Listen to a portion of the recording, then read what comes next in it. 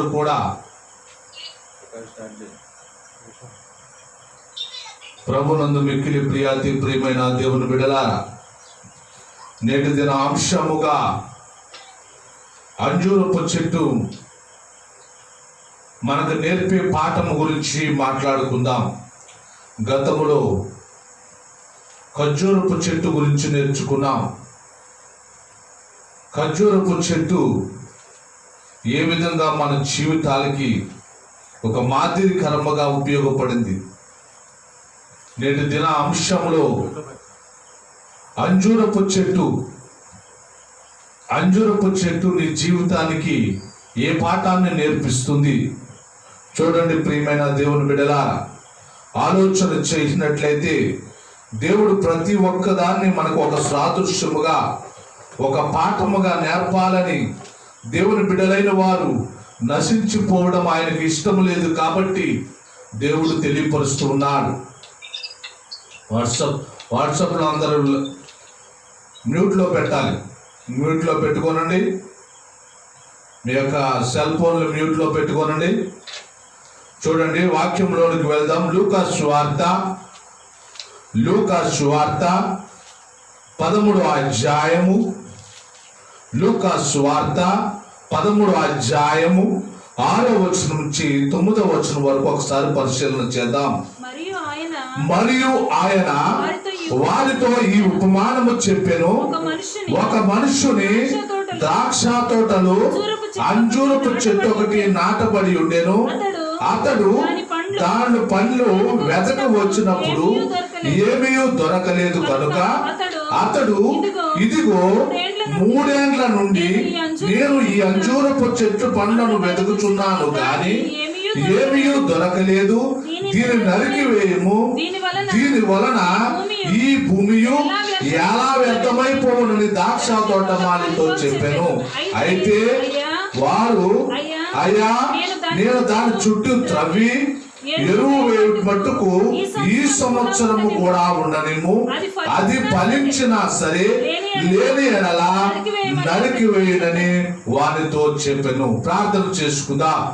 పరిశుద్ధుడు, ప్రేమ, నమ్మకము కలిగిన మా పరలోకపు తండ్రి, నీ ఘనమైన పరిశుద్ధమైన నామానికి వందనాలు చెల్లిస్తున్నాం.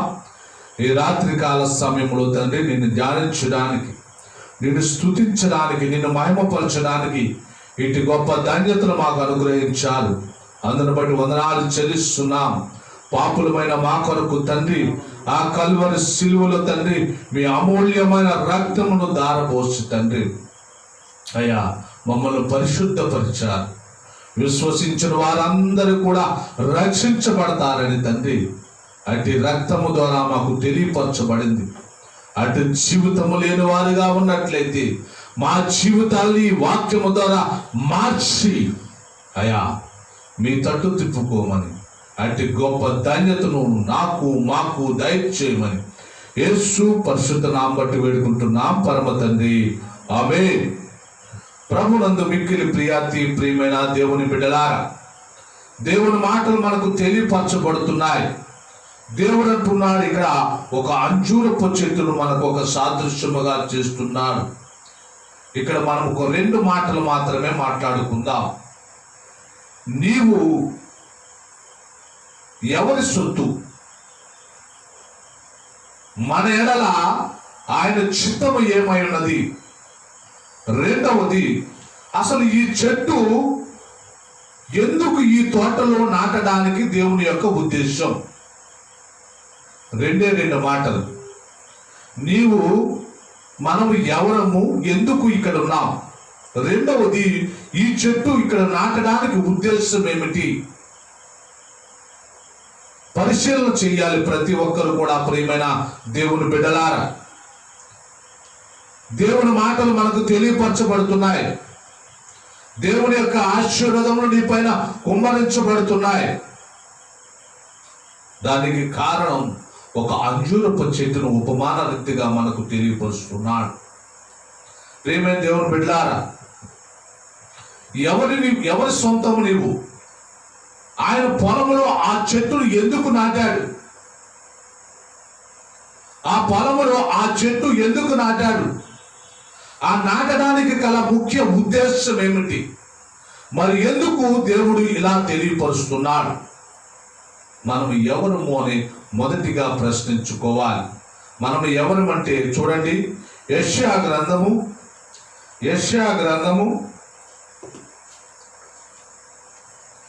43వ అధ్యాయము, యెషయా గ్రంథము 43వ అధ్యాయము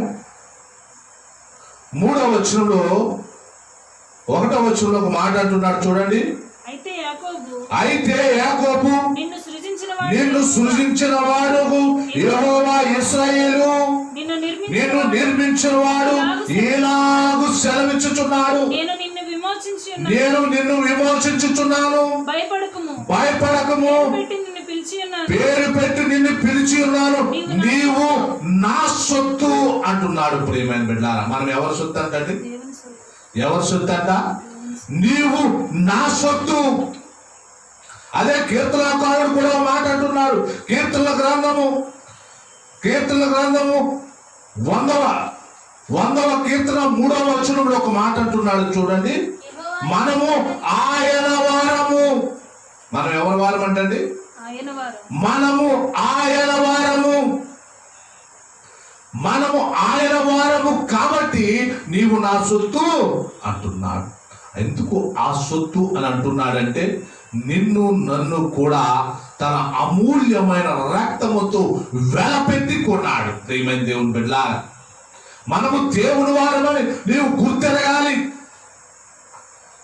ఎందుకంటే ఆ చెట్టు అక్కడ నాటడానికి నీవు ఈ చెట్టుగా ఈ భూమి మీద నీవు సృజించబడడానికి దేవుని చిత్తమై ఉన్నది. దేవుని చిత్తముని ఎడల జరిగించబడాలని ఆయన చిత్తమైనది కనుక నీవు ఆయన సొత్తువు. అందుకే ఆయన నిన్ను ఈ తోటలో నాటాడు.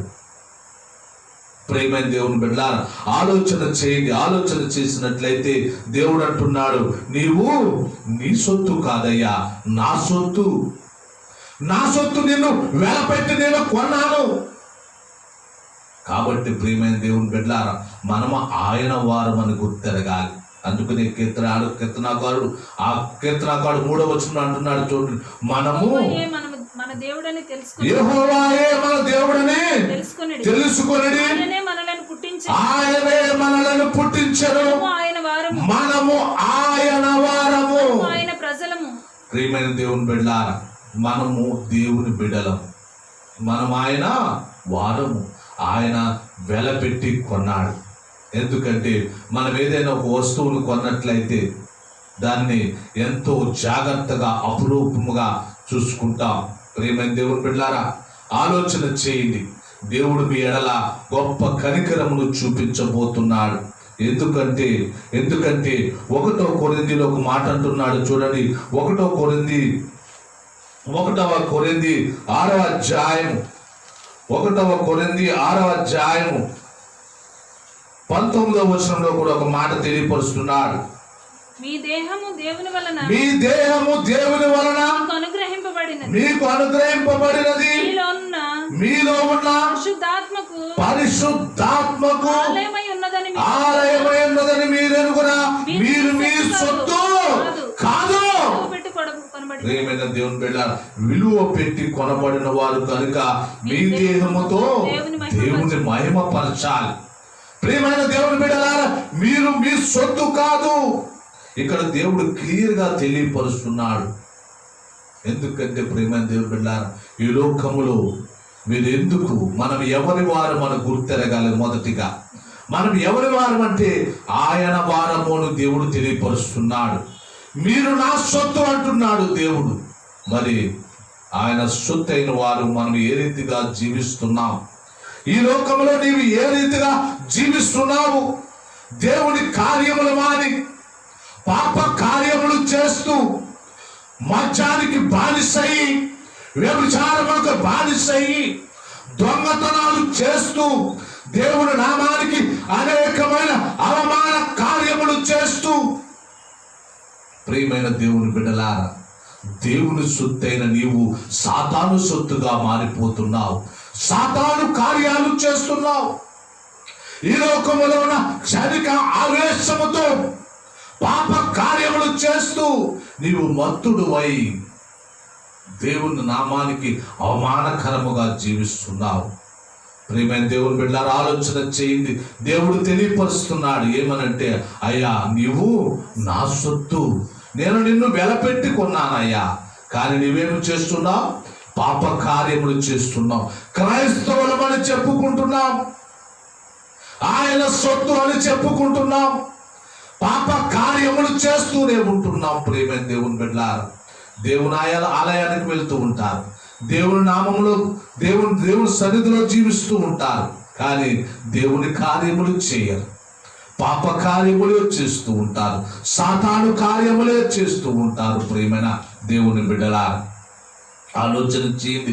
దేవుడు తెలియపరుస్తున్నాడు ఈ రాత్రి కాల సమయంలో, అయ్యా నీవు నా సొత్తు, నీవు నా సొత్తు, నీవు నన్ను వలే నీవు నడుచుకునాలి, నన్ను పోలి నీవు నడుచుకునాలి. ప్రియమైన దేవుని బిడ్డలారా, నీవు ఏ రీతిగా ఉంటున్నావు? ఇంకా అదే జీవితము. నీవు పుట్టి ఎంతకాలమైందండి? నీవు పుట్టి ఎంతకాలమైంది? ఎంతకాలం నుంచి ఇటువంటి పాప కార్యములు చేస్తూ ఉంటావు?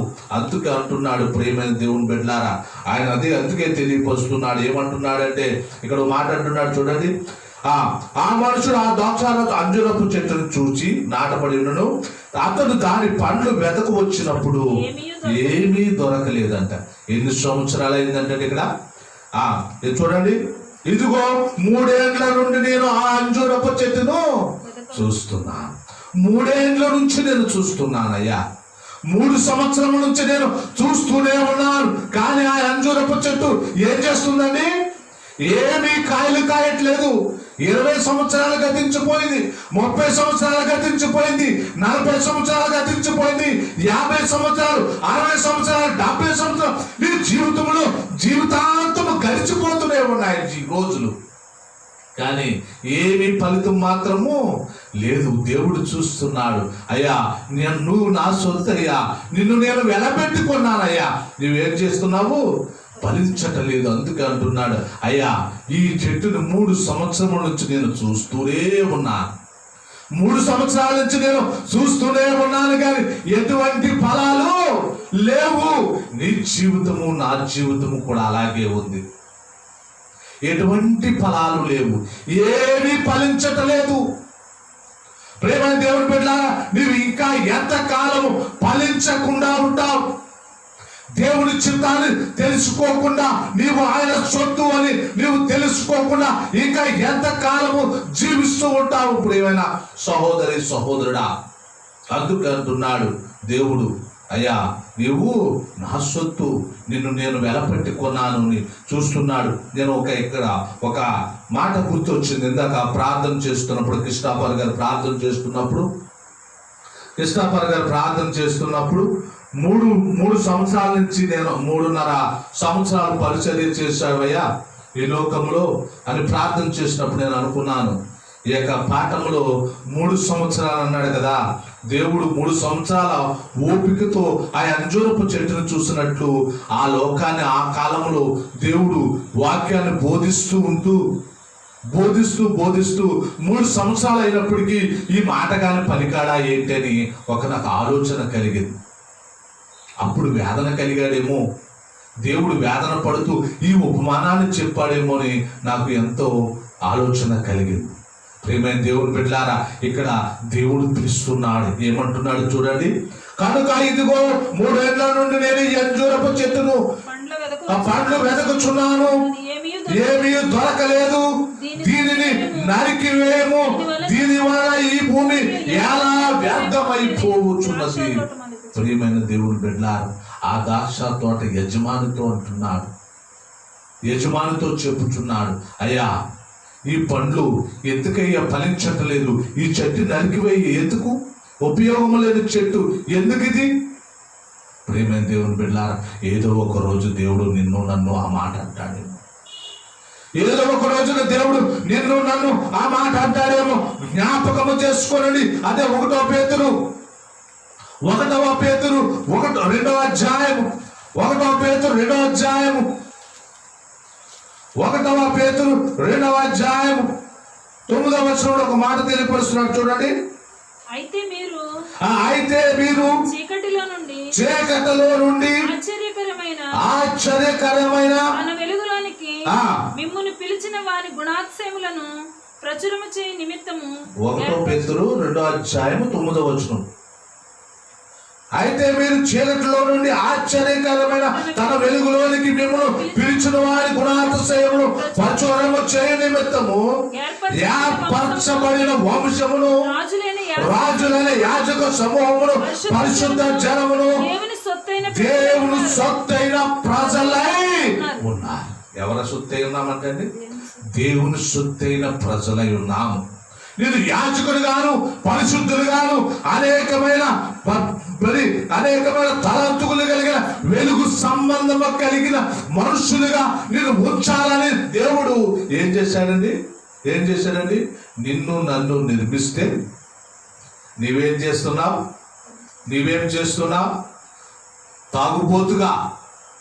తాగుబోతుగా, వ్యభిచారిగా, దొంగగా. ప్రేమైన దేవుని బిడ్డలారా, ఏ రీతిగా నీవు జీవిస్తున్నావు? ఎటువంటి పాప కార్యములు చేస్తూ నీ జీవితాన్ని సాగిస్తున్నావు? ఈ రాత్రి కాల సమయంలో దేవుడు నిన్ను నన్ను ప్రశ్నిస్తున్నాడు. నా కుమారుడా, నేను నిన్ను వెలపెట్టుకున్నానయ్యా.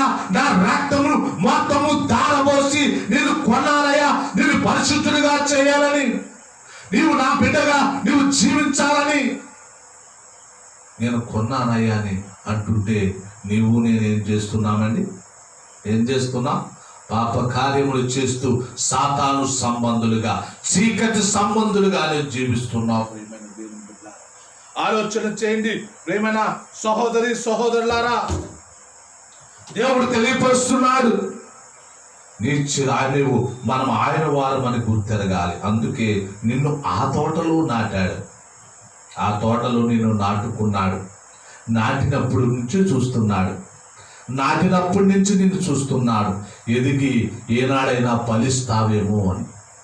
కానీ నామకార్థ క్రైస్తవులుగానే మందిరానికి వెళుతున్నాం, వస్తున్నాం, దేవుని వాక్యాలు వింటున్నాం, దేవుని సన్నిధిలో ఫలించలేని వారిగా ఉంటున్నాం.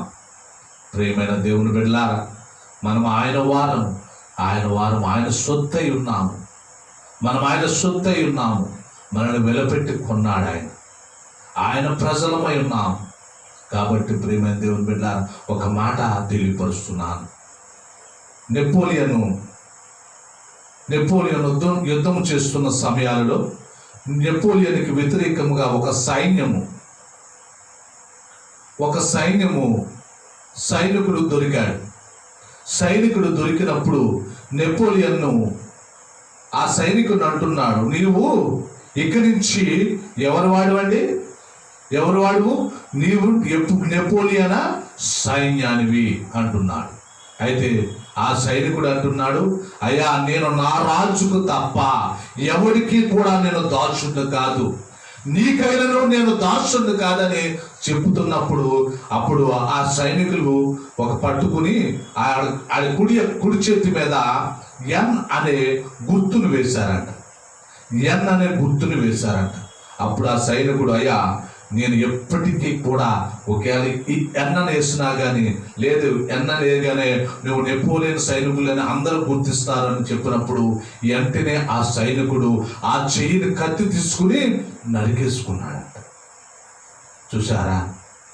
ఆ చెయ్య అతనికి దాసుడు కాదయ్యా, దేవునికి మాత్రమే, తనను నమ్మిన ఆ రాజుకే దాసుడని గొప్ప సాక్ష్యము తెలియపరిచాడు. మరి నీ జీవితము, నా జీవితం దేవునికి దాసుడిగా ఉంటున్నావా? దేవుని వాడివై ఉన్నావా? దేవుని కుమారుడుగా ఉన్నావా? లేదా సాతాను కుమారుడుగా ఉన్నావా? ఇక్కడ అందుకే అంటున్నాడు, నువ్వు ఫలించకపోతే ఏం చేస్తారంటండి? నరికి ఎక్కడేస్తారంట? అగ్నిగుండములో పడవేస్తారంటున్నాడు. అందుకే రెండో మాటగా, మొదటి మాట మనం ఆయన వారము, రెండో వాడి దేవుని యొక్క ఉద్దేశం. ఆ తోటలో నేను నాటడానికి గల దేవుని యొక్క ఉద్దేశం ఏమిటి? ప్రియమైన దేవుని బిడ్డారా, ఆ చెట్టు ఆ తోటలో నాటడానికి, చూడండి, ఆ తోటలో అనేకమైన చెట్లు ఉన్నాయి. అది ద్రాక్ష తోట. ఏ తోట అండి అది? ద్రాక్ష తోటలో ఏ చెట్టు వేసాడండి? ఏ చెట్టు వేశాడండి? అంజూరపు చెట్టు వేశాడు. ప్రియమైన దేవుని బిడ్డలారా, ఆ ద్రాక్ష తోటలు అంజూరపు చెట్టు వేసి ఆ ఫలాల కోసం దేవుడు ఆశిస్తున్నాడు. నేను ద్రాక్షావళిని నేను తీగలు మీరు అంటున్నాడు. ప్రియమైన దేవుని బిడ్డలారా, ఆలోచన చేయండి. దేవుడు తెలియపరుస్తున్నాడు. అయ్యా, అంజూరపు చెట్టుని వేసి అంజూరు పళ్ళు కోసం ఆశపడుతున్నాడు. ప్రియమైన దేవుని బిడ్డలారా, ఆలోచన చేయండి. దేవుడు ఆ తోటలు నాటడానికి ఆయన వాడమని ఆ తోటలో మనము ఎందుకు నాటాడు అని అంటే ఫలించాలి, ఎదుగి ఫలించాలని. ప్రియమైన దేవుని బిడ్డ, ఒక చిన్న మాట చెప్తాను. ఒక అడుక్కునే వాడికి రోడ్డును పోతుంటే ఒక హెల్మెట్ దొరికిందంట. కొత్త హెల్మెట్ దొరికింది. దొరికినప్పుడు వాడు ఏం చేశాడంటే ఆ లోనున్న స్పాంజీ అన్ని తీసేసి ఆ హెల్మెట్లు ఏం చేస్తున్నాడంట హెల్మెట్ ఏం చేయాలి? అసలు ఏం చేయాలండి? మన తలకి హెల్మెట్ తగిలించుకోవాలి. ఆడేం చేస్తున్నాడు? లోనున్న స్పాంజీ అంతా పీకేసి దాంట్లో అడుక్కోవడం మొదలుపెట్టాడంట.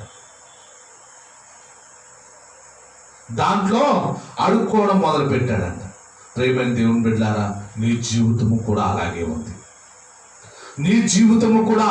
ఉంది. దేవుని వారమైన మనము, దేవునిలో ఎదిగి ఫలించవలసిన మనము ఆ దేవునిలో ఫలించకుండా సాతానులో ఫలిస్తున్నాం. అటువంటి జీవితాన్ని మనం కలిగి ఉన్నాము. దేవుని నీవు శిరస్సుగా ధరించుకోవలసిన నీవు దేవుని విడిచిపెట్టి పాప కార్యములు చేస్తూ దేవుని నామానికి అవమానకరమైన జీవితముగా జీవిస్తున్నావు. అందుకనే దేవుని యొక్క ఉద్దేశం ఏమిటంటే, అయ్యా నీవు ఎదిగి ఫలించాలి. అందుకే అంటున్నాడు. చూడండి ఇక్కడ మాట చూడండి. అయితే వాడు, అయ్యా నేను దాని చుట్టూ తవ్వి ఎరువు వేయబట్టుకు ఈ సంవత్సరం కూడా ఉండనేమో, అది ఫలించినా సరే లేని ఎడల నరికి వేయమని అతనితో చెప్పాను. ప్రియమైన దేవుని బిడ్డ, ఇక్కడ దాసుడు అంటున్నాడు, అయ్యా ఈ ఒక్క సంవత్సరమైనా ఉండనిమ్ము. అయ్యా ఇది ఒక ఎదిగి ఫలిస్తుందేమో చూస్తాను. దాని చుట్టూ త్రవ్వి ఎరువు వేస్తాను.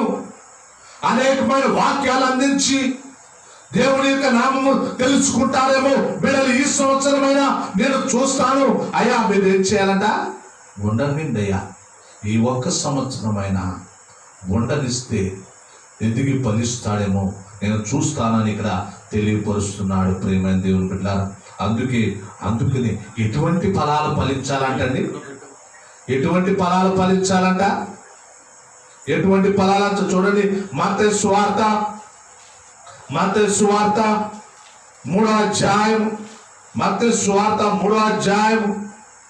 8వ వచనంలో ఒక మాట తెలియపరుచు. 7వ వచనంలో ఆ చివరిలో, మారు మనస్సులకు తగిన ఫలములు ఫలించు. ప్రేమ దేవుని బిడ్డ, ఇక్కడ నువ్వేం చేయాలంటే మారు మనసుకు తగిన ఫలాలు ఫలించాలి. ఎందుకంటే దేవుడు తెలియపరుస్తున్నాడు, అయ్యా నీవు ఫలించాలని. దేవుడు భూమి మీద నిన్ను నిర్మిస్తే నువ్వు మారు మనసు పొందావు, బాప్తిసం తీసుకున్నావు, యేసుక్రీస్తులో రక్షించబడావు. కానీ నువ్వేం చేస్తున్నావంట? దానికి తగ్గ ఫలాలు ఫలించటం. అందుకే దేవుడు అంటున్నాడు, మారు మనసునకు తగిన ఫలములను ఫలించండి. మారు మనసుకు తగిన ఫలాలను ఫలించినట్లయితే నీవు వెలుగు సంబంధమైన జీవితాన్ని జీవిస్తావు. చీకటి సంబంధమైన ఆ పాప కార్యమును విడిచిపెట్టి దేవుని నామములో నీవు వెలుగుగా నీవు జీవిస్తావు. అందుకే దేవుడు తెలియపరుస్తున్నాడు, అయ్యా నీ పాప జీవితమును, ఆ చీకటి జీవితమును విడిచిపెట్టు.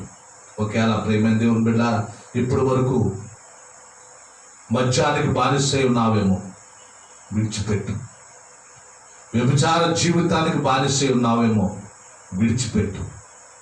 దొంగతనానికి బానిసై ఉన్నావేమో, విడిచిపెట్టు. దేవుని నామానికి అవమానకరమైన జీవితము నీవు జీవిస్తున్నావేమో విడిచిపెట్టు. ప్రియమైన దేవుని బిడ్డలారా, ఆలోచన చేయండి. దేవుడు తెలియపరుస్తున్నాడు.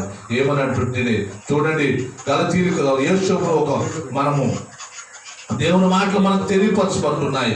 యేసోపు గురించి దేవుడు ఒక మంచి మాటను మనకు తెలియపరుస్తున్నాడు. యేసోపు గురించి మంచి మాటను ఒకటి మనకు తెలియపరుస్తున్నాడు. ఆది కాండము నువ్వు సౌండ్ తగ్గించు. ఆది కాండము 49వ అధ్యాయం, ఆది కాండము 49వ అధ్యాయం 22వ వచనంలో ఒక మాట తెలియపరుస్తున్నాడు. చూడండి, ఆది కాండము 49:22. నేను నీ సహోదరుల కంటే నీకు ఒక భాగము. 22. యోసేపు ఫలించడి కొమ్మ, ఊట యొక్క ఫలించడి కొమ్మ, దాని రెమ్మలు గోడ మీద ఎక్కి ఏం చేసి 49:22. యోసేపు ఫలించడి కొమ్మ, ఊట యొక్క ఫలించడి కొమ్మ, దాని రెమ్మలు గోడ మీద ఎక్కి వ్యాపించును. ప్రియమైన దేవుడు బిడ్డలారా, యోసేపు గురించి దేవుడు ఫలించడి కొమ్మగా తెలియపరుస్తున్నాడు. యోసేపు పేరు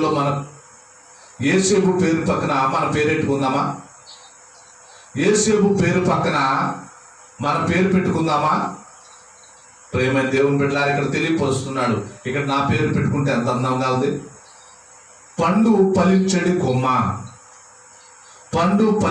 కొమ్మ, లేదా మంగారావు ఫలించడి కొమ్మ, సురేష్ ఫలించడి కొమ్మ, మేరీ ఫలించడి కొమ్మ, ఇలా పేరు పెట్టుకుంటే ఎంత అందంగా ఉంది. అందుకనే యోసేపు గురించి దేవుడు తెలియపరుస్తున్నాడు. యోసేపు ఫలించడి కొమ్మ. ఆ కొమ్మ ఎలా ఉందంటండి? ఫలాలు ఫలిస్తుందంట. అది ఏ ఫలాలండి? అవి ఏ ఫలాలంట? ఇక్కడ చూడండి, ఇవి పక్కన చూడండి. ఆత్మ ఫలములు ఫలించాలి. యోసేపు జీవితంలో గొప్ప మాట తెలియపరుస్తుంది. యోసేపు జీవితం ఎలా ఉందంట? ఫలించడి కొమ్మగా ఉందంట.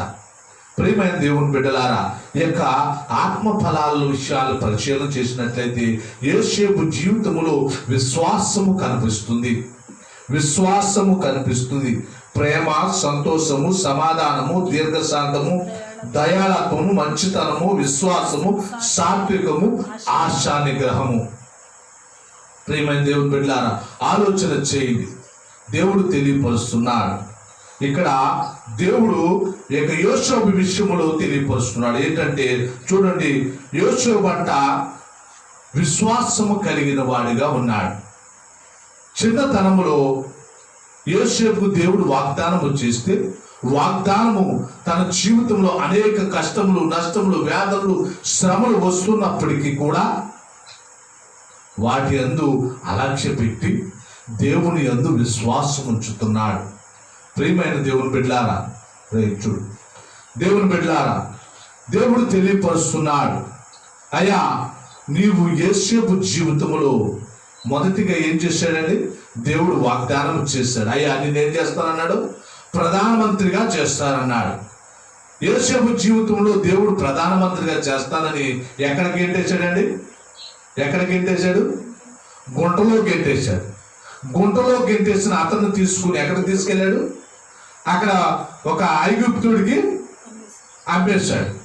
అక్కడి నుంచి ఫరో ఇంట్లో పెట్టాడు. ఫరో ఇంట్లో పెడితే ఆమె భార్య అతని మీద మోహించి అతనితో చేయమన్నప్పుడు ఏం చేశాడు? దాని నుంచి తొలగిపోయాడు. అదే ఆశా నిగ్రహం.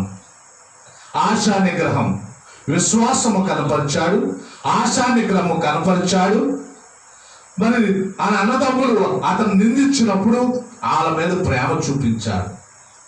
అంతేకాకుండా వారి పైన దయ చూపించాడు. ఎక్కడండి? అతను ప్రధానమంత్రి అయినప్పుడు ఏం చేశాడండి? వారి పైన దయ చూపించాడు. చూడు, వారి పైన దయ చూపించి వాళ్ళని క్షమించాడు. మరి ఇంకోటి ఏం చేశాడు? దీర్ఘశాంతము. దేవుడు దీర్ఘశాంతము గలవాడిగా యోసేపును చేశాడు. యోసేపును దీర్ఘశాంతము గలవాడినిగా చేసి ఎంతకాలం వెయిట్ చేశాడండి? జైల్లో ఎంతకాలం ఉన్నాడో? 2 సంవత్సరాలు జైల్లో ఉన్నాడు. 2 సంవత్సరాలు జైల్లో ఉన్నప్పటికీ కూడా దేవుని యందు విశ్వాసము సడలిపోకుండా దీర్ఘశాంతముతో దేవుని వైపు చూస్తూనే ఉన్నాడు. మరి నీ జీవితము, నా జీవితం దేవుని వైపు చూస్తున్నారా? దేవుని మాటలు వింటున్నారా? దేవుని వైపే ఆశతో ఎదురు చూస్తున్నారా? దేవుని యందు విశ్వాసము కనపరుస్తున్నాడా? అందుకునే ప్రియమైన దేవుని బిడ్డలారా, ఇక యోసేపు విషయంలో ఆత్మ ఫలాలు స్పష్టంగా మనకు కనిపిస్తున్నాయి. యోసేపు జీవితము ఫలించని కొమ్మ అంటున్నాడు. మరి నీవు నేను ఫలిస్తున్నామా? ఫలింపు జీవితము నీలో నాలో ఉందా? దేవుడు తెలియపరుస్తున్నాడు ఈ రాత్రికాల సమయంలో, అయ్యా నీవు ఫలిస్తున్నావా? నీవు ఫలములను బట్టి నీవు దేవుడు మహిమపరచాలి. నీ ఫలాలను బట్టి దేవుడు మహిమపరచబడాలి. ప్రియమైన దేవుని బిడ్డలారా, ఆలోచన చేయి. అందరూ కూడా ఈ రోజుల్లో ఆత్మ ఫలాలు ఎలా ఉన్నా కానీ ఆత్మ వరాలు కావాలని ఆశపడుతూ ఉంటాం కదా. మంచిదే, ఆశపడటం మంచిదే. ఆత్మ వరాలు కావాలని ఎవరైనా ఆశపడతారు, అది మంచిదే. కానీ మొదటిగా నువ్వేం చేయాలి? ఆత్మ ఫలాలు ఫలించాలి. ఆత్మ ఫలాలు ఫలించినట్లయితే దేవునికి ఇష్టమైన బిడ్డగా ఉంటాం. చూడండి, ఈ లోకంలో మనము ఎవరు పుట్టినరోజైనా జరుగుతుంది అనుకోండి, ఎవరు పుట్టినరోజైనా జరుగుతున్నప్పుడు ఏం చేస్తాం?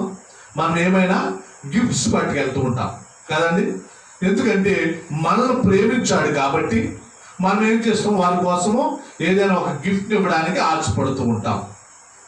కానీ ఎప్పుడు మన ఎడల అతనికి ప్రేమ ఉన్నప్పుడు, మరి దేవుడు మన ఎడల ప్రేమ చూపిస్తున్నాడు. మనం ఆత్మ ఫలాలు ఫలించినట్లయితే దేవుడు నీకేమిస్తాడండి? ఏమిస్తాడు? వరాలంటే ఏంటి? గిఫ్ట్స్, బహుమతులు. ఆ బహుమతులు నీకు ఇవ్వాలంటే నీవేం చేయాలి? మొదటిగా దేవుణ్ణి మహిమపరచాలి. ఆత్మ ఫలాలు నీవు ఫలించాలి. అందుకనే యోహాను సువార్త 15వ అధ్యాయం 8వ వచనంలో ఒక మాట తెలియపరుస్తున్నాడు. చూడండి, యోహాను సువార్త 15వ అధ్యాయం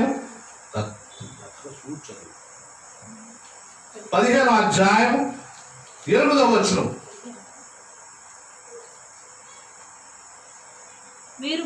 మీరు బహుగా ఫలించిన యెడల నా తండ్రి మహిమపరచబడును, ఇందువలన మీరు నా శిష్యులగుదురు. ప్రియమైన దేవుని బిడ్డలారా, ఇక్కడ దేవుడు తెలియపరుస్తున్నాడు, మీరు బహుగా ఫలించడం వలన, ఆత్మ ఫలాలు మీలో ఫలించడం వలన అప్పుడు ఏమవుతారంట? ఆయన శిష్యులము మనం అవుతాం. అందుకనే మీరు ఇక్కడ ఆ మాట క్లియర్గా, మీరు బహుగా ఫలించడం వలన నా తండ్రి మహిమపరచబడును. దేవుడు ఎప్పుడైతే మహిమపరచబడతాడో, దేవుని శిష్యులుగా, దేవుని బిడ్డలుగా మీరు ఎప్పుడైతే ఒక తీర్మానం చేయబడతారో, అప్పుడు మీకు ఆత్మ ఫలాలు అప్పుడు మీరు ఏమొస్తాయంటే వరాలు వస్తాయి. అవి గిఫ్ట్స్, దేవుడిచ్చే బహుమతులు. నీ బిడ్డలు ఆశీర్వదించబడతారు, నీవు ఆశీర్వదించబడతావు, నీ కుటుంబం ఆశీర్వదించబడుతుంది, నీ బంధువులు, నీ స్నేహితులు, నీ బిడ్డలు కూడా ఆశీర్వదించబడతారు. ఎప్పుడు? దేవుని మహిమపరచబడినప్పుడు. నీవు ఎదిగి ఫలించినట్లయితే దాని ద్వారా దేవుడు మహిమపరచబడతాడు. దేవుని బిడ్డగా నువ్వు జీవిస్తావు కాబట్టి అప్పుడు ఏం చేస్తాడంటే దేవుడు మీకు ఏమిస్తాడండి? గిఫ్ట్స్, వరాలు. అందరం కూడా మనము ఇక్కడ కొంతమంది దైవజనులు పేరు మనకు అనవసరం, ఎక్కువ మంది స్వస్థత వరాలని అనేకమైన వరాలు పొందడానికి ఇష్టపడుతుంటారు. వరాలను బట్టి ఏమవుతున్నారంటే దేవుని మహిమపరచడం మానేసి ఎవరైతే సంఘంలో ఆ సంఘంలో మహిమపరచబడుతుందో అతన్ని మాత్రం మహిమపరుస్తున్నారు. నిన్ను బట్టి దేవుడు మహిమపరచబడాలి తప్పించి దేవుని బట్టి నీవు ఏనాడు కూడా మహిమపరచబడకూడదని దేవుడు హెచ్చరిస్తున్నాడు. అందుకే ఇక్కడ ఇంత స్పష్టంగా మీరు బహుగా ఫలించడం వలన దేవుడు మహిమపరచబడాలి. నువ్వు ఎప్పుడైతే ఆత్మ ఫలాలు ఫలిస్తావో, యేసేపు వలె నీ జీవితం మార్చబడుతుందో, అప్పుడు ఏం చేస్తావు? నువ్వు ఎదిగి ఫలించి దేవుని మహిమపరుస్తావు. దేవుని మహిమపరచని నీవు ఇక్కడ ఆత్మ ఫలమును ఫలించుతున్నప్పుడు మాత్రమే అది జరుగుతుంది. కాబట్టి అటువంటి గొప్ప ధన్యత కావాలంటే ఆ మత్తయి సువార్త 3వ అధ్యాయంలో ఒక మాట కూడా తెలియపరుస్తున్నాడు. మత్తయి సువార్త 3వ అధ్యాయం 5వ వచనంలో ఒక మాట అంటున్నాడు చూడండి. ఆ సమయం యెరూషలేము వారందరూ, యూదయ వారందరూ, యోర్దాను నది వారందరూ అతని యొద్దకు వచ్చి ఏం చేశారంటండి? తమ పాపములను ఒప్పుకొనుచు యోర్దాను. ముందు మనం ఏం చేయాలంటే ఇప్పుడు పాపాలను ఒప్పుకుని ఎదిగి ఫలించి ఏం చేయాలండి? దేవుని మహిమపరచాలి. అది దేవుని ఉద్దేశం. నీ ఎడల దేవుని ఉద్దేశం ఏంటంటే నీ పాపాలను ఒప్పుకుంటూ దేవుణ్ణి మహిమపరిచి ఎదిగి ఫలించినట్లయితే యోసేపు జీవితం వల్లే నీ జీవితం ఉంటుందని దేవుడు తెలియపరుస్తున్నాడు. మనం ఆయన వారమని గుర్తెరగాలి. నువ్వు ఎప్పుడైతే మనం ఆయన వారమని గుర్తెరుగుతావో అప్పుడు నీ ఎడల దేవుని ఉద్దేశం ఏమిటంటే, అయ్యా నీవు ఆత్మ ఫలాలు ఫలించాలంటే నీ పాపాలను ఒప్పుకుని బాప్తిస్మము తీసుకుని దేవుని మహిమపరచినట్లయితే ఆయన నీకు అనేక వరములు ఇవ్వడమే కాకుండా ఏం చేస్తాడంటే ఆ నరకము నుంచి నిన్ను తప్పిస్తాడంట. ఈ యొక్క నరకము నుంచి తప్పించడానికి కారణం ఏంటంట? దేవుని మహిమపరచడం వల్ల, దేవుని బిడ్డగా నువ్వు తీర్చబడడం వల్ల. దేవుని యొక్క ముఖ్య ఉద్దేశం కూడా అదే అంటున్నాడు చూడండి. కీర్తనాకారుడు కూడా ఒక మాట తెలియపరుస్తున్నాడు. ఆఖరిగా చెప్పి ముగించేస్తాను. కీర్తనల గ్రంథము ఎక్కడ ఫలిస్తున్నాడు దేవుడు? 1వ కీర్తన 3వ వచనంలో అంటున్నాడు చూడండి. ఎలా ఫలించాలంట? అతడు నీటి కాలువల యోరన నాటబడినదై ఆకు వాడగంటల కాలమందు ఫలమిచ్చు చెట్టు వలె ఉండును. అతడు చేనదంతయు సఫలమగును. ప్రేమైన దేవుని బిడ్డలారా, ఇక్కడ అతడు నీటి కాలువ యోరన నాటబడిన వాడై ఉండాలి. దేవునిలో నాటపడాలి, దేవుని యందు నాటపడాలి. నాటబడి నిత్యము కూడా ఎలా అంటాడా? వాడక తన కాలం ముందు ఫలమిచ్చు చెట్టు వలె ఉండవాలి. దేవుని బిడ్డ ఆత్మ ఫలాలను ఫలించాలంటే ఇక్కడ దేవుడు అందుకే ఆ మాట తెలియపరుస్తున్నాడు. లూకా సువార్తలో ఆ మాట అందుకే తెలియపరుస్తున్నాడు. లూకా సువార్త 11వ అధ్యాయము 9వ వచనం, అది ఫలించిన ఎడల లేని ఎడల నరికి వేయమని అతనితో చెప్పాను. ప్రేమైన దేవుని బిడ్డ, ఒకవేళ నువ్వు ఫలించకపోతే ఏముంటుందంటండి? నరికి వేయబడతావు. నువ్వు ఫలించకపోతే, దేవునిలో ఫలించకపోతే నువ్వు నరికి వేయబడతావు. కాబట్టి గొప్ప ఉగ్రతల నుంచి నువ్వు తప్పించబడాలంటే, ఆ యొక్క గొప్ప ఉగ్రత నుంచి నువ్వు తప్పించబడాలంటే నువ్వు మొదటిగా ఏం చేయాలి? మన ఎడల మనం ఎవరు మనకు గుర్తెరగాలి. మనం ఆయన సొత్తుము, ఆయన బిడ్డలము, ఆయన ప్రజలము. కాబట్టి దేవుడు మన ఎడల ఏ ఉద్దేశము కలిగి ఉన్నాడు గుర్తెరగాలి. గుర్తెరిగి మన పాపములు ఒప్పుకుంటూ దేవుని మహిమపరిచి యేసేపు వలె నీ జీవితాన్ని మార్చుకోవాలని దేవుడు తెలియపరుస్తున్నాడు. అందుకనే అంజూరపు చెట్టుని మనకు ఒక సాదృశ్యంగా చూపిస్తూ అంటున్నాడు, అయ్యా నేను 3 సంవత్సరముల నుంచి ఈ చెట్టును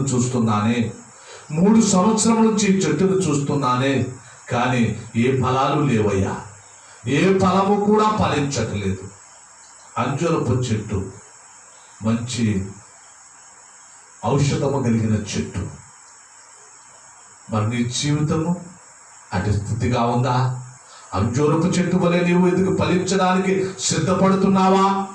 దేవుడు తెలియపరుస్తున్నాడు, అయ్యా నువ్వు ఫలించకపోతే నిన్ను నరికి వేస్తానంటున్నాడు. అందుకు నీ యజమానుడు అన్న, అయ్యా ఈ 1 సంవత్సరమైనా చూడను, ఎందుకంటే దాని చుట్టూ త్రవ్వి ఎరువు వేస్తానయ్యా, వాక్యం అనే ఎరువు వేస్తాను. ఆ ఎరువు ద్వారా వారి మాటల ద్వారా, ఆ మాటల ద్వారా ఎవరైనా ఫలిస్తారేమో, లేకపోతే సరి నీ ఇష్టం, నరికి వేస్తాను. ఇప్పుడు ఎక్కడుందంటండి గొడ్డలి ఎక్కడుందంటండి? చెట్టు వేరున ఉంచబడింది. చెట్టు వేరున గొడ్డలు ఉంచబడింది.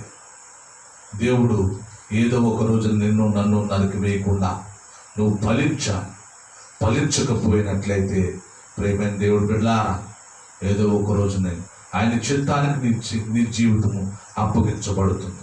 కాబట్టి ప్రియ సహోదరి సహోదరుడా, నీ జీవితం మార్చబడాలి.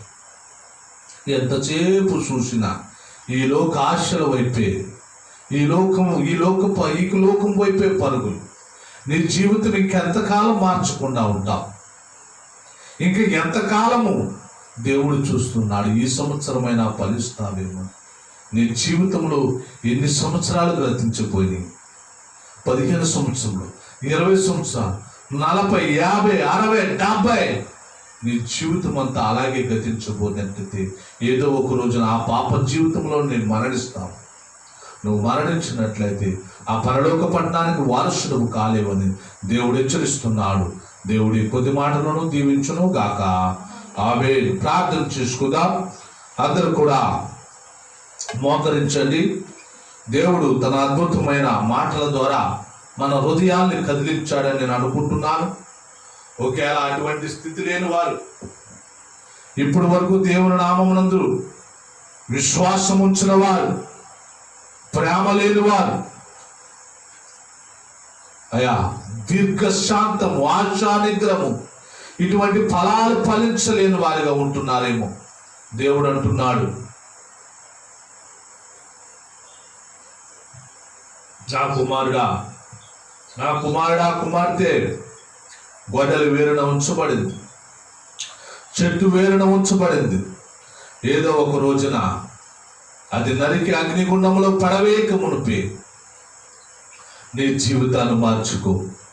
ఇప్పటి వరకు నీవు మత్తులో ఉన్నావా? పాప కార్యములు చేస్తున్నావా? దేవునికి వ్యతిరేకమైన జీవితం నీ ఎడల ఉంచబడిందా? ఈ లోక ఆశల వైపు పరుగులు తీస్తున్నావా? వెలుగు సంబంధమైన జీవితాన్ని నీవు జీవించకుండా చీకటి సంబంధమైన జీవితాన్ని ఇంకా నీవు జీవిస్తున్నట్లయితే ఈ రాత్రికాల సమయంలో నీవు ఒక తీర్మానం చేసుకో. సమయము లేదు నా కుమారుడా, సమయము లేదు నా కుమార్తె. ఇదే అనుకూల సమయము, ఇదే రక్షణ దినము.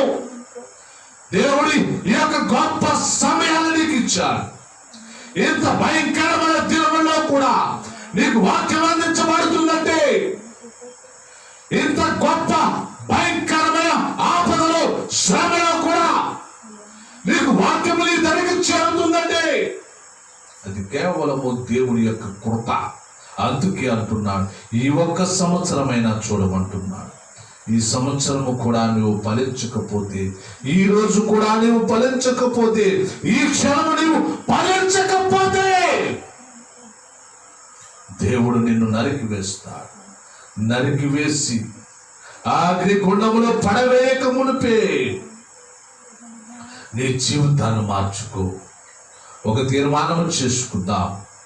అయ్యా, నేను పాపినయ్యా, అయ్యా నిన్ను మయంపరచడానికే నేను ఈ లోకంలో అయ్యా నేను ఉన్నానని గుర్తెరగాలి. తీర్మానం చేసుకుందామా? తీర్మానం చేసుకున్న బిడ్డలు చేతులు పైకెత్తండి. కుడి చేయి పైకెత్తి మీ అంగీకారమును తెలియపరచండి. నీవు దేవుని కుమారుడుగా, దేవుని కుమార్తెగా దేవుని వాక్యాన్ని విన్నావా? నిజంగా చేయి పైకెత్తావు. ఏ కోసానన్నా దేవుని వాక్యం విన్నావా? ఈ లోకంలో అటు ఇటు తిరుగుచు సాతానులేగా అక్కడ ఇక్కడ తిరిగావు. ఇప్పటి వరకు చెయ్యి పైకెత్తావు. నీ పాప జీవితాన్ని ఒప్పుకుంటున్నావా? ఏదో అందరలేగా చెయ్యి పైకెత్తడము కాదు. నిజంగా ఈ రాత్రికాల సమయంలో నీవు నిజంగా ఒక తీర్మానం చేసుకో. అయ్యా, నేను పాపిని దేవా. ఇంకా ఎంతకాలం? నీ కాలము గతించిపోతుంది, నీ సమయము తరిగిపోతుంది. గొప్ప ఉగ్రత నీ మీదకి రాబోచున్నది. దేవుడు అందుకే అంటున్నాడు, ఈ సంవత్సరమైన ఈ క్షణమైన దేవుని వాక్యాన్ని విని నీవు నిజంగా ఎదిగి ఫలించుకోకుండా ఉంటే నీ జీవితం వ్యర్థం. ఇంకా ఎంతకాలం నీ జీవితం అంతా ఇదే రీతిగా ఉంటావా? తీర్మానం చేసుకున్నావా? నిజంగా తీర్మానం చేసుకుంటే ఈ రాత్రి కాలం నుంచి ఎదిగి ఫలించాలి, దేవునిలో నీవు జీవించాలి. దేవుని ఉద్దేశము కూడా అదే. దేవుని ఉద్దేశము కూడా అందుకే ఆ తోటలో ఆయన అంజూరపు చెట్టును వేశాడు. అందుకే నీ లోకములో ఈ సమయంలో ఈ సమయానికి నీకు దేవుడు వాక్యాన్ని అందిస్తున్నాడు. దేవుని చిత్తం అది. దేవుని చిత్తం. మనం ఆయన వారము, ఆయన సొంతము, ఆయన ప్రజలము. కాబట్టి సహోదరి సహోదరుడా, నాతో ఏకీభవిస్తారా? ఏకీభవించండి. మీరు తీర్మానం చేసుకున్నారు. తీర్మానం నా కోసం చేయొద్దు, నా కోసం చేసుకోవద్దు. నేను చేయి పైకెత్తమంటే ఏదో టీవీలో కనిపిస్తున్నాము కదా, లేదా యూట్యూబ్లో కనిపిస్తున్నాము కదా, చేయి పైకెత్తద్దు. నిజంగా ఒక తీర్మానం చేసుకునే చేయి పైకెత్తు. అయ్యా, నేను పాపిని దేవా, నా పాపములు కడిగినాయి, నన్ను పరిశుద్ధపరచు దేవా. అయ్యా, ఎన్నో 2020 సంవత్సరముల క్రితమేనయ్యా నా కోసము తండ్రి ఆ కల్వరి గిరిలో తండ్రి నీ అమూల్యమైన రక్తము పెట్టి మమ్మల్ని వెలపెట్టి కొన్నారు దేవా. అయ్యా, మా జీవితాలను మార్చడానికి కదా అయ్యా ఆ తోటలు, ఆ యొక్క కల్వరి గిరి తోటలో తండ్రి ఆ యొక్క అమూల్యమైన రక్తముతో మమ్మల్ని కొన్నారు దేవా. అయ్యా, మీకు వందనాలు చెల్లిస్తూ అడుగుతున్నా. నీ బిడ్డలు నిజముగా తండ్రి ఒక తీర్మానం చేసుకున్నారయ్యా. తీర్మానం చేసుకున్నారు. జ్ఞాపకము చేసుకోండి దేవా. అయ్యా, ఇక ఎంత కాలము తండ్రి ఇటువంటి పాప జీవితము, ఇంకా ఎంత కాలమయ్యా ఇటువంటి దౌర్భాగ్యమైన జీవితము జీవిస్తాము? అల్పులము తండ్రి. అయ్యా, మానవుడు కాబట్టి తండ్రి ఇంతలో కనబడి అంతలో మాయమైపోయే మా కొరకేనయ్యా కల్వరి గిలులు మీ అమూల్యమైన రక్తము చెందించారు తండ్రి. అయ్యా, అవిశ్వాసము యోసేపు వలె విశ్వాసము కనపరచలేకపోతున్నాము తండ్రి. అయ్యా, నీ బిడ్డగా తండ్రి నేను ప్రార్థన చేస్తున్నానయ్యా. అనేక ఆత్మను రక్షించి తీసుకుని రమ్మన్నారయ్యా. ఒక్క ఆత్మైనా నేను రక్షించగలనా? అయ్యా, మీరు నన్ను జ్ఞాపకము చేసుకోండి బట్టి. అయ్యా, నన్ను బట్టి నా తండ్రి అనేక ఆత్మను రక్షించండి తండ్రి.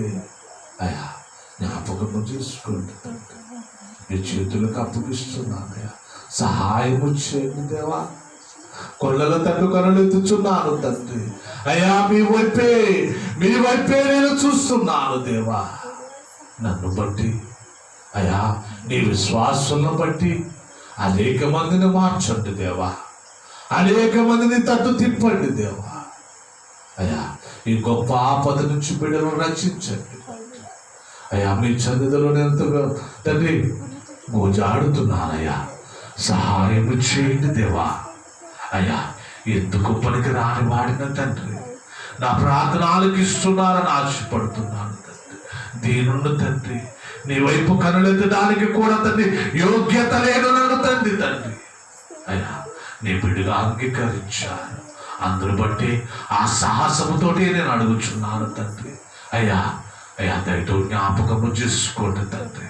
నీ బిడ్డగా నేను ప్రార్థన చేస్తున్నాను. నీ బిడ్డలు తండ్రి నీ వైపు తిరిగి చేతులెత్తాలి తండ్రి. అయ్యా, వారిని క్షమించండి. వారి పాప జీవితం నుంచి విడుదల దయచేయండి. అయ్యా, మరి ముఖ్యముగా తండ్రి శుక్రవారపు ఆరాధనలో జ్ఞాపకము చేసుకుంటున్నాను. నీ పాదాల చెంత చేరి బ్రతిమాలుకొనిచున్నానయ్యా. మీరు నాకు తలంపు కలిగించారు తండ్రి. మీ ఆలోచనతో తండ్రి అయ్యా, ఇక శుక్రవారం తండ్రి ఈ మందిరాన్ని ఏర్పాటు చేస్తానయ్యా. అనేక మంది విషయమై గోచారాలని సంకల్పముతో తండ్రి జ్ఞాపన చేస్తున్నాను తండ్రి. సహాయం చేయండి అయ్యా. మీ చేతులకు అప్పగిస్తున్నాను తండ్రి. బిడ్డల విషయంలో విజ్ఞాపన చేస్తున్నాను, సహాయం చేయండి తండ్రి. అయ్యా రాజుగారి కుటుంబాన్ని, జ్యోతి గారి కుటుంబాన్ని, ప్రభ గారి కుటుంబాన్ని మీ చేతులకు అప్పగిస్తున్నాను. నీ బిడ్డలు తండ్రి గృహాన్ని నిర్మించుకోవాలని ఆశపడుతున్నారు అయ్యా. అయ్యా వారికి గృహాలు దయచేయండి అయ్యా. సంవత్సరాల కాలం నుంచి తండ్రి గోజాడుతూ ఉన్నాను తండ్రి. అయ్యా మా ప్రార్థన ఆలకించారు, మా ప్రార్థన ఆలకించి బిడ్డలకు తండ్రి, నాగమణి గారికి, రాజు గారికి తండ్రి యొక్క గవర్నమెంట్ వారి ద్వారా తండ్రి అయ్యా స్థలాలు మంజూరు చేశారు. అందరు బట్టి వందనాలు చెల్లిస్తున్నాము తండ్రి. ఆ గృహాలు కూడా నిర్మించి తండ్రి బిడ్డలకు అప్పగించండి అయ్యా. మీ చేతులకు అప్పగిస్తున్నాను. బిడ్డలు తండ్రి నిత్యము ఆ గృహంలో తండ్రి నేను స్తుతించి నిన్ను మయంపరిచే బిడ్డలకు ఉండడానికి సహాయం చేయండి తండ్రి. అనారోగ్యంతో ఉన్న బిడ్డల విషయంలో విజ్ఞాపన చేస్తున్నాను తండ్రి. రత్నకుమార్ గారిని జ్ఞాపకం చేసుకోండి, సువార్తమ్మ గారిని జ్ఞాపకం చేసుకోండి, సౌభాగ్య లక్ష్మమ్మ గారిని జ్ఞాపకం చేసుకోండి, జ్యోత్స్న గారిని జ్ఞాపకం చేసుకోండి తండ్రి. అయ్యా మీ చేతులకు అప్పగిస్తున్నాను. దీనదాసుని నన్ను జ్ఞాపకం చేసుకోండి అయ్యా. అయ్యా అనారోగ్యంతో ఉన్న ప్రతి బిడ్డను కూడా పేరు పేరున చంద్రలీలమ్మ గారిని, ఇంకా మా అత్తగారిని తండ్రి, అలాగే ఇంకా ఎవరైతే అనారోగ్యంతో ఉన్నారో వారందరినీ కూడా మీరు జ్ఞాపకం చేసుకోండి, సహాయం చేయండి. మీ చిత్తమైతే తండ్రి ఈ దాసుడుగా వారిపై చేతులు ఇచ్చి ప్రార్థన చేస్తున్నా.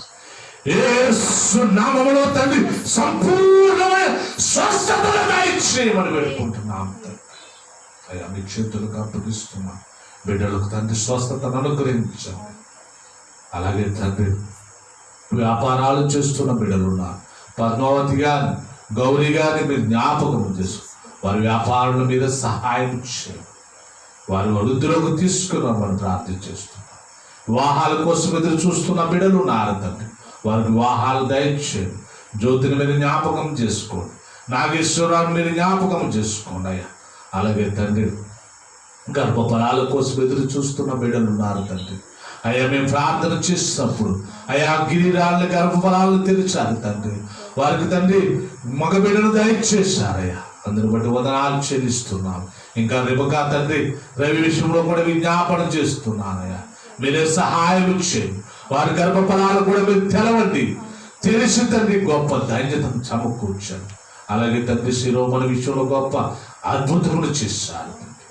కరోనా వైరస్తో వారితో సహవాసం ఉన్నప్పటికీ కూడా తండ్రి అయ్యా బిడ్డకు నెగిటివ్ని ఇచ్చారయ్యా. అందుని బట్టి కూడా వందనాలు చెల్లిస్తున్నాను తండ్రి. అలాగే సురేష్ని జ్ఞాపకము చేసుకున్నారు తండ్రి, సంపూర్ణమైన స్వస్థతను దయచేశారు. అందుని బట్టి కూడా మీకు వందనాలు చెల్లిస్తున్నాను. మంగార కుటుంబాన్ని జ్ఞాపకము చేసుకోండి తండ్రి, మీ చేతులకు అప్పగిస్తున్నాను. నీ బిడ్డని అందు విశ్వాసం ఉంచి తండ్రి బాప్తిసం తీసుకోవాలని ఆశపడుతున్నాడు తండ్రి. అయ్యా యేసు వలె ఎదుగు ఫలించడానికి సహాయం చేయండి. యేసు ఫలించే కొమ్మన్నారయ్యా. అయ్యా ఆ పేరులో మా పేరును పెట్టుకోవడానికి సహాయం చేయండి తండ్రి. అలాగే తండ్రి విశ్వాస జీవితం కోసం కొనసాగబడుతున్న బిడ్డలు ఉన్నారు తండ్రి, వారిని కూడా మీరు జ్ఞాపకం చేసుకోండి. రవి గారిని జ్ఞాపకం చేసుకోండి తండ్రి. అయ్యా సత్యనారాయణ గారిని జ్ఞాపకం చేసుకోండి. అలాగే తండ్రి ఇంకా అనేక మంది బిడ్డలు ఉన్నారయ్యా, వారందరినీ కూడా రక్షించమని వేడుకుంటున్నాం. అయ్యా మీ చేతులకు అప్పగిస్తున్నాం. చదువుచున్న బిడ్డలు ఉన్నారు తండ్రి, మంచి జ్ఞానమును జ్ఞాపశక్తిని దయచేయమని వేడుకుంటున్నాము తండ్రి. అలాగే తండ్రి మందిరానికి తండ్రి అనేక మంది విరాళాలు ఇచ్చారు తండ్రి, బిడ్డలను కూడా దీవించండి, ఆశీర్వదించండి. ఇంకా కొద్దిపాటి తండ్రి మందిర నిర్మాణం ఉన్న తండ్రి అయ్యా మీరే సహాయం చేయండి. మరి ముఖ్యంగా తండ్రి ఈ మైక్ విషయంలో కూడా విజ్ఞాపన చేస్తున్నాం. ఈ యాంపుల్ చెడిపోయిందయ్యా, అయ్యా మీరే సమకూర్చండి. నీ చిత్తమైతే కొత్త మైకులు కొనుక్కోవడానికి అట్టి శక్తిని మాకు అనుగ్రహించమని వేడుకుంటున్నాము తండ్రి. అయ్యా మీ చేతులకు అప్పగిస్తున్నా. బిడ్డలను దీవించండి, ఆశీర్వదించండి తండ్రి. మందిరానికి వస్తున్న ప్రతి బిడ్డను కూడా మీరు జ్ఞాపకం చేసుకోండి తండ్రి. అయ్యా ఎవరు ఏ అవసరంలో ఉన్నారు, ఎవరు ఏ ఆకృతిలో ఉన్నారు, మీరు అందరినీ జ్ఞాపకం చేసుకోమని. అయ్యా వాట్సాప్ ద్వారా బిడ్డలు ఉన్నారు తండ్రి, అయ్యా మీరు సహాయం చేయండి తండ్రి. సురేష్ కుటుంబాన్ని మీరు జ్ఞాపకం చేసుకోండి, మంగారావు కుటుంబాన్ని మీరు జ్ఞాపకం చేసుకోండి, మేరీ కుటుంబాన్ని మీరు జ్ఞాపకం చేసుకోండి. మా తల్లిదండ్రులు కూడా మీరు జ్ఞాపకం చేసుకోండి. అలాగే చిన్న బిడ్డ తండ్రి కార్తీకను కూడా మీరు జ్ఞాపకం చేసుకోమని వేడుకుంటున్నాం. వారి అవసరతలు తీర్చండి, వారి అక్రతలు తీర్చండి. ఏ వ్యాధి తండ్రి వారి గుడారముకు చేరకుండా మీ కాపుదల భద్రతను ఉంచమని వేడుకుంటున్నాం తండ్రి. చిన్న బిడ్డలను దీవించండి, ఆశీర్వదించండి. అయా వృద్ధాప్యంలో ఉన్న బిడ్డలు మీరు తండ్రి మీరే తోడుగా ఉండండి. ఎటువంటి ఆడి ఆపద కొలకుండా మీరు ఎక్కల కింద భద్రపరచమని మీ సన్నిధానంలో ప్రతి బిడ్డ మోకరించి ప్రార్థన చేస్తున్న ప్రతి బిడ్డను కూడా మీరు పేరు పేరున జ్ఞాపకం చేసుకోమని, అలాగే రవి కుటుంబాన్ని కూడా మీరు జ్ఞాపకం చేసుకోండి. దూర ప్రాంతంలో ఉన్న సహోదరుని కూడా మీరు జ్ఞాపకం చేసుకోండి. బిడ్డలు దీవించి ఆశీర్వదించమని నీ చిత్తానికి అయ్యా నేను ఎవరినైనా మర్చిపోయి ఉంటే దయతో మీరు జ్ఞాపకం చేసుకుని వారికి తండ్రి నేటి దిన ఆశీర్వాదములు నిండాలుగా నింపి మందిరం నుంచి పంపించమని మీరే మహిమ ఘనత ప్రభావాలు పొందమని యేసు పరిశుద్ధ నామమున వేడుకుంటున్నాం పరమ తండ్రి, ఆమేన్. పరలోకమున మా తండ్రి నీ నామం పరిశుద్ధపరచబడును గాక, నీ రాజ్యం వచ్చుగాక, నీ చిత్తం పరలోకమున నెరవేరినట్టు భూమి అందులో నెరవేరును గాక. మన దినాన్ని మాకు నేడు దయచేయము. మళ్ళీ అపరాధం చేసిన వారిని క్షమించిన ప్రకారం అపరాధము క్షమించు. మమ్మల్ని శోధనలోకి తేకాకీలను తప్పించుము. రాజ్యము శక్తి మహిమ నిరంతరము నీవే నావు తండ్రి, ఆమేన్, ఆమేన్. తండ్రి యొక్కయు కుమారుని యొక్కయు పరిశుద్ధాత్మ యొక్క సావాసము ఇక్కడ కూడి వచ్చిన బిడ్డలకును, వాట్సాప్ ద్వారా, జూమ్ ద్వారా, యూట్యూబ్ ద్వారా వింటున్న బిడ్డలకును సదాకాలము తోడే నడిపించును గాక. ఆమేన్, ఆమేన్. ప్రభుపేట మీ అందరికీ కూడా వందనాలు చెల్లిస్తున్నానండి. ప్రియమైన సహోదరి సహోదరులారా, దేవుని